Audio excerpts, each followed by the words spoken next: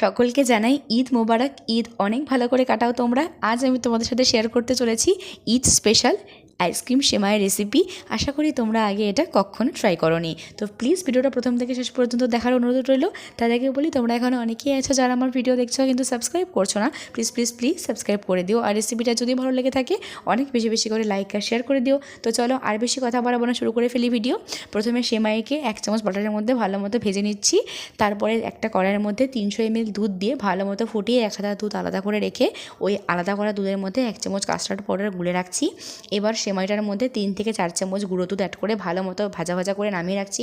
এবার দুধের মধ্যে দিয়ে দিচ্ছি 3 চামচ চিনি, ভালো মতো ফুটিয়ে আবারও 1 হাতা দুধ আলাদা করে রাখছি। অবশিষ্ট দুধের মধ্যে কাস্টার্ড পাউডার মিশিয়ে ভালো মতো ফুটিয়ে নামিয়ে রাখছি।